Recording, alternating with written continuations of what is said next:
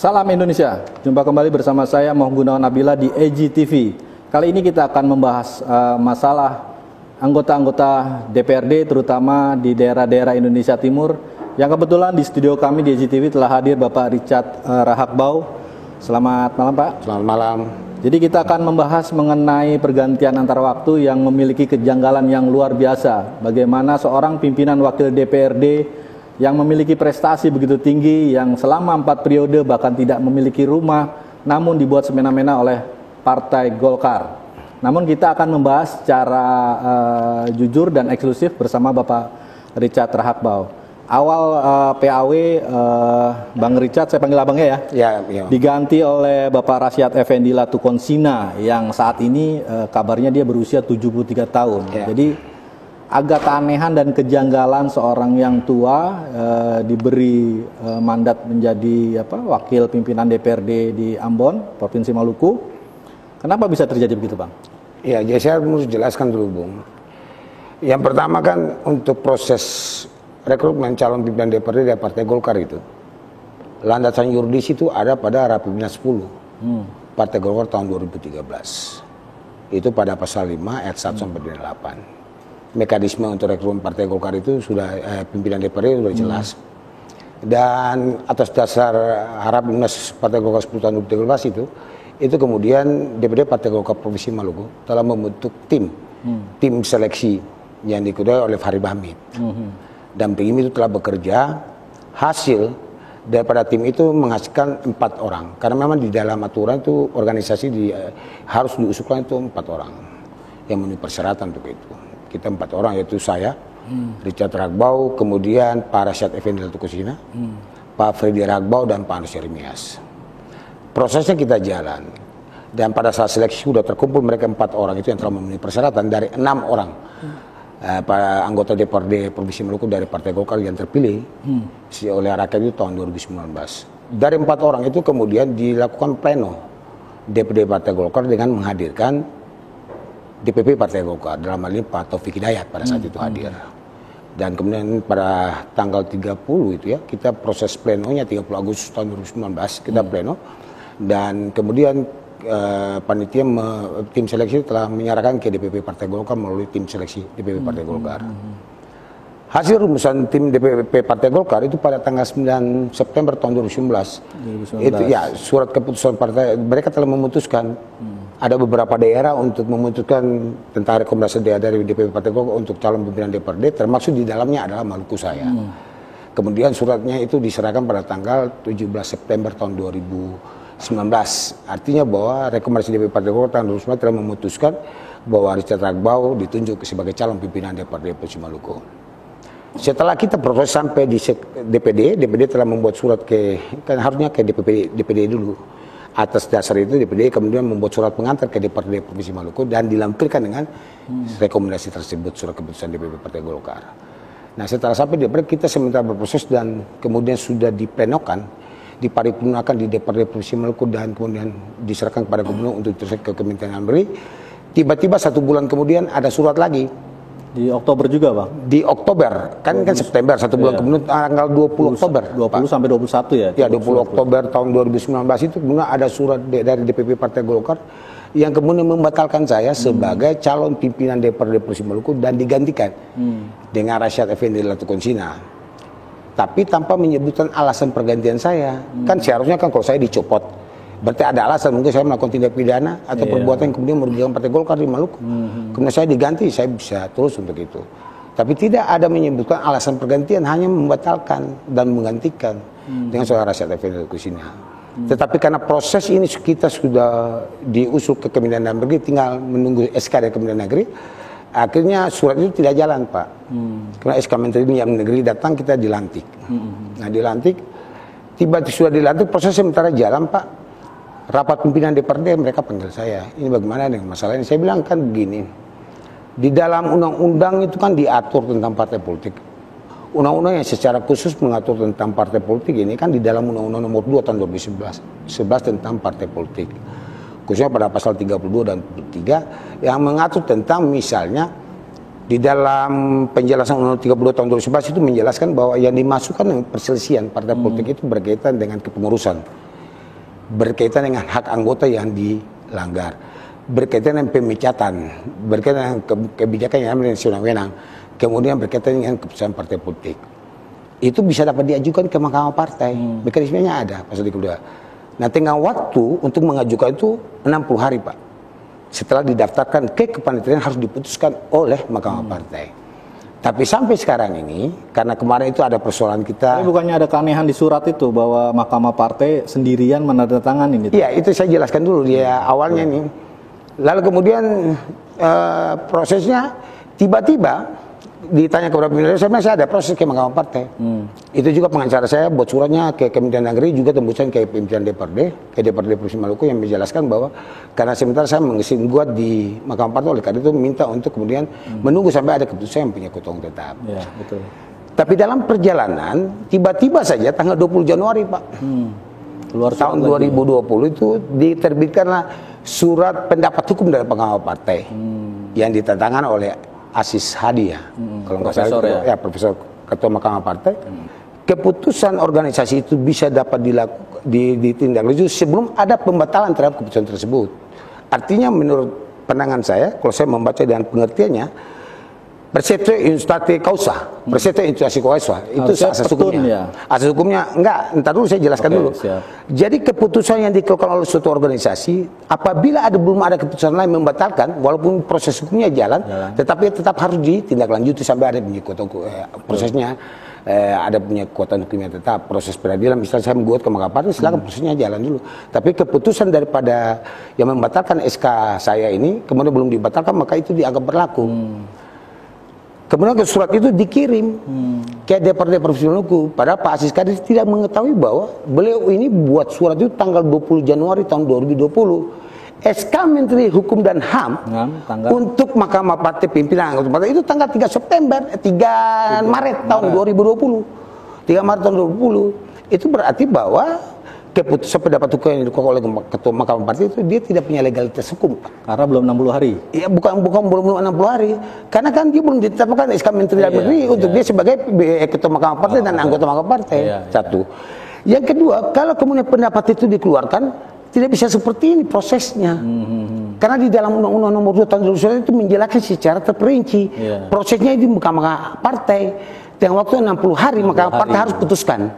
Kan begitu, Pak, ya. Ini kan untuk menghemat waktu. Tapi karena kemarin ada proses pemilihan ketua Mahkamah Partai, itu kemudian ditunda. Sampai kemudian kemarin ada COVID-19, maka akhirnya prosesnya tidak jalan di Mahkamah Partai. Seharusnya menunggu dulu sampai keputusan Mahkamah Partai. Kemudian saya punya hak juga untuk mengajukan ke pengadilan. Iya, betul.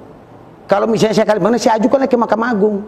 Kalau misalnya saya kalah di Mahkamah Agung nanti menjadi ketua tetap, maka saya harus menghormati bahwa kewenangan itu kemudian mereka bisa melanjutkan untuk proses PAW saya. Oh, itu adalah proses hukum yang benar. Ya, proses hukum yang benar, Pak. Tapi yang terjadi adalah Ketua Mahkamah Partai sendiri mengeluarkan surat pendapat hukum tanpa kemudian melibatkan anggota hakim Mahkamah Partai. Ini kan juga kejagalan menurut saya.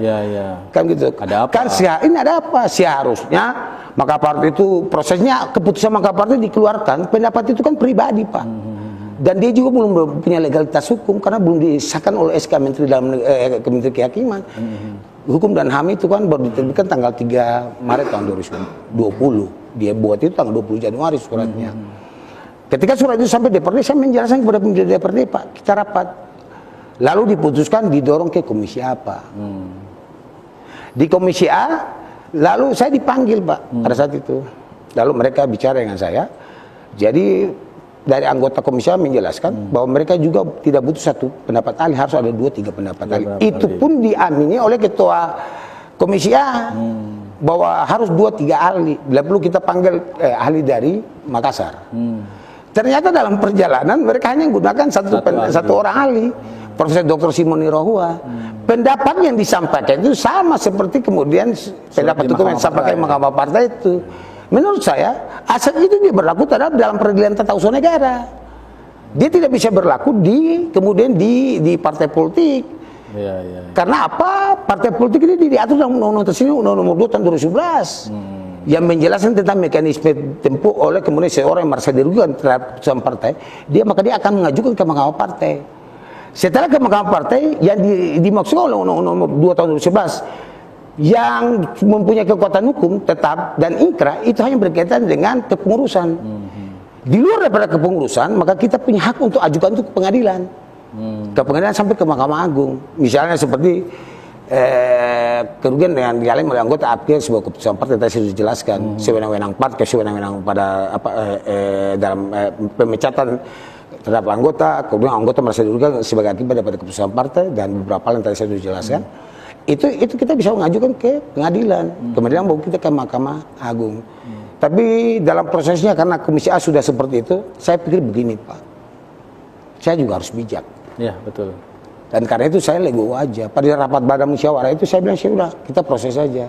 Walaupun saya tahu bahwa Komisi A juga salah dalam kemudian mengambil keputusan. Sebab setelah saya membaca seluruh istilah rapat Komisi A, ternyata mereka tidak punya telan hukum tersendiri.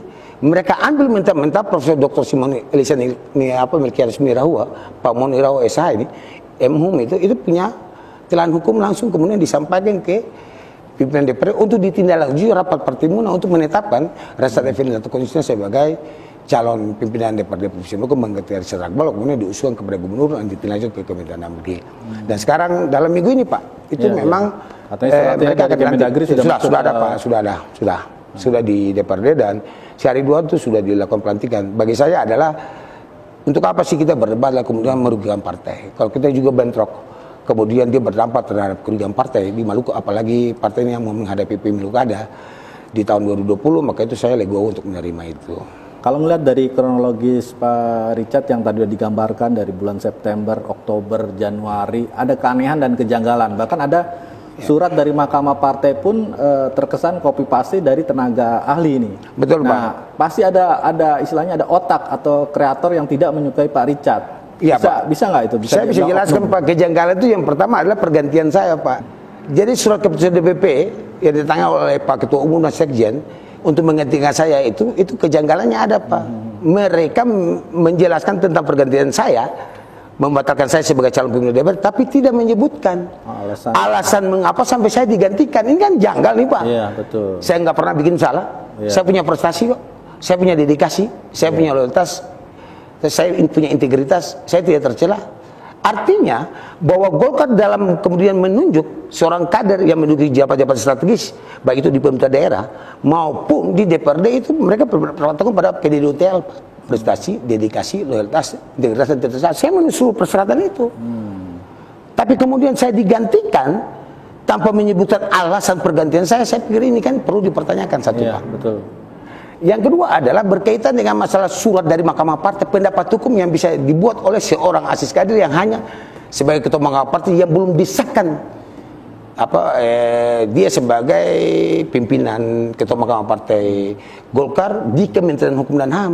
Sebab surat Kementerian Hukum dan HAM itu baru diterbitkan tanggal 3 Maret tahun 2020. Sementara surat daripada Pak Aziz mengeluarkan pendapat hukum itu tanggal 20 Januari tahun 2020. Ini kan kejanggalan Pak. Betul. Dan karena itu saya menganggap bahwa ini suatu masalah Pak yang memang, tapi kalau mau diangkat ke permukaan, saya pikir juga nanti akan merugikan partai secara secara nasional maupun secara kedaerahan.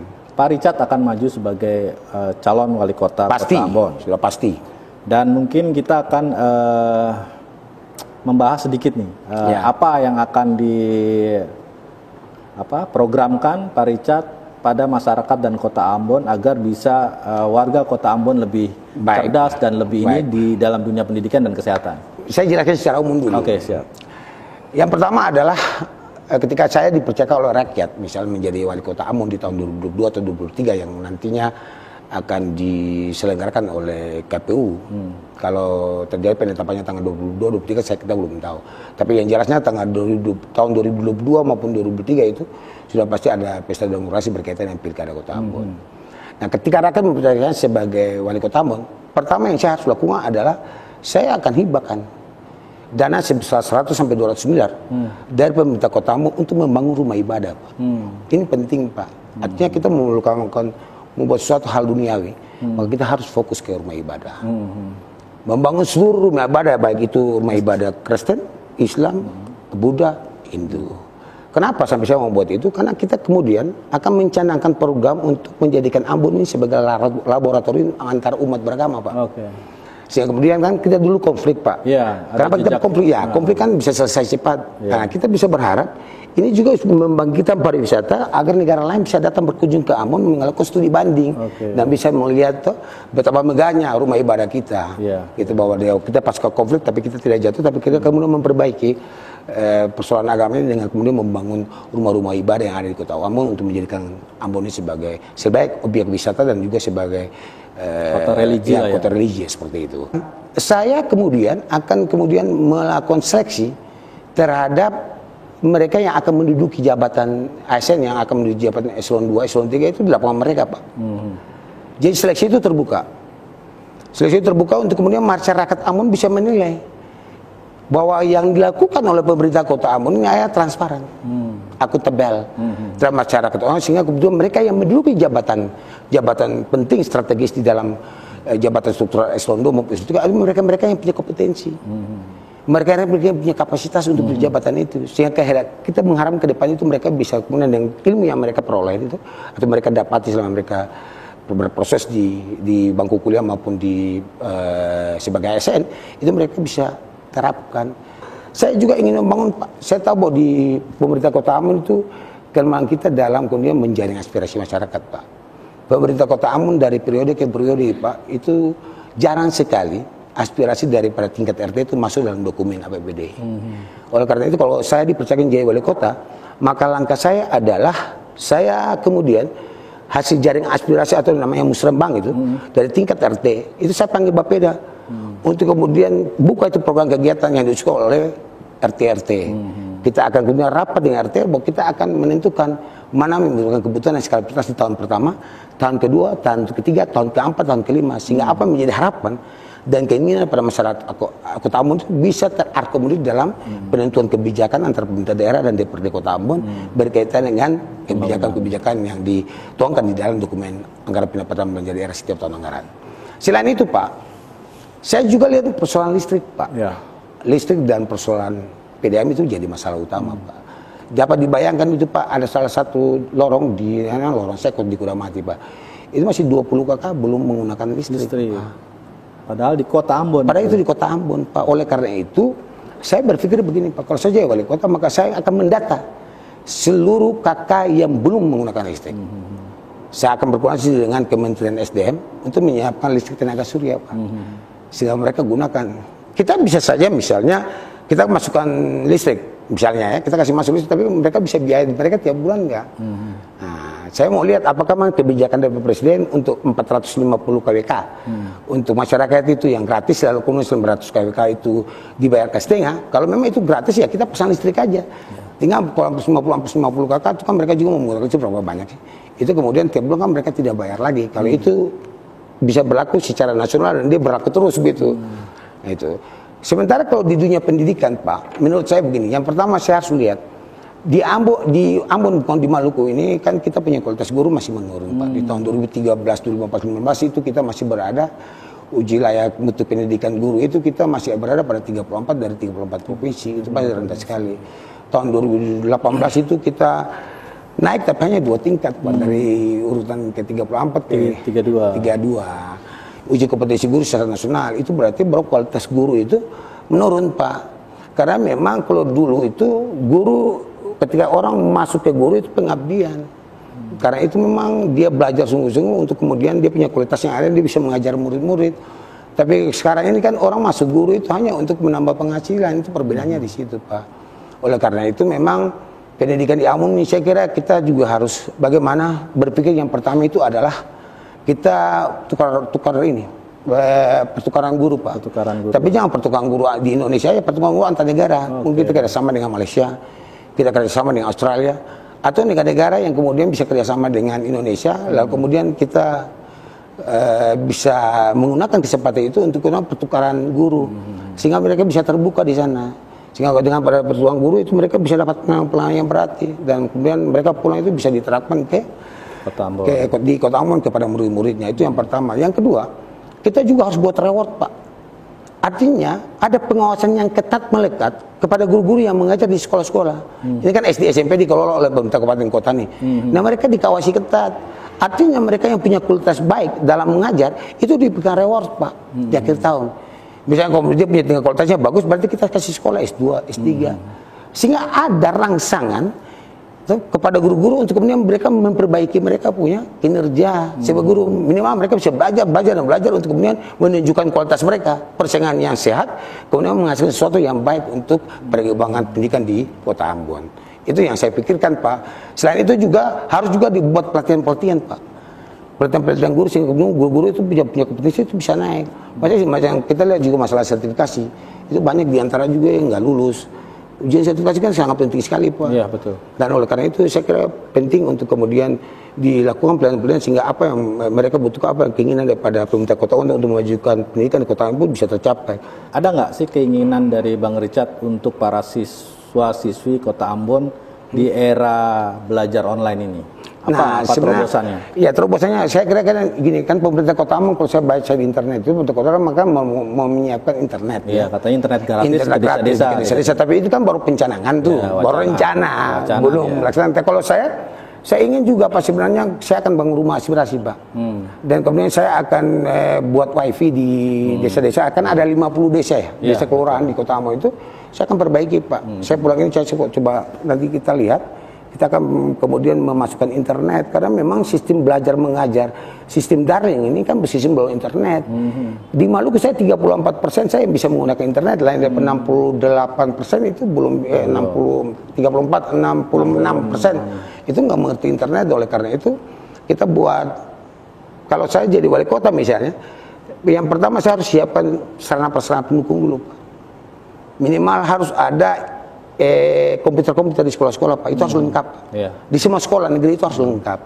Semua kemudian ada jurusan khusus berkaitan dengan masalah komputer ini Pak, harus diberikan kepada siswa untuk diterapkan kepada mahasiswa sehingga mereka paham. SMP, SMA. Ya, SD SMP aja Pak, karena SMA itu kan kewenangan di provinsi ya. Kalau saya wali kota saya buat itu Pak, sehingga pemahaman mereka terhadap internet itu mereka paham Pak, agar kemudian mereka misalnya kan sekarang kan sistemnya ujian online, sistemnya komputerisasi. Saya punya pengalaman Pak, kemarin waktu ada yang tes di SMA Pak, saya bisa nggak ada yang dapat 0, itu kurang lebih 30%. Padahal dia mampu, Pak. Dari sisi kualitas dia kualitas, cuma karena dia paham internet, akhirnya hasilnya 0, dia tidak lulus. Padahal kalau misalnya secara manual, saya yakin orang ini bisa, orang ini punya kapasitas untuk masuk. Karena mereka waktu lulus SMA juga dengan juara Pak, SMP dengan juara. Itu masalah kendalanya situ.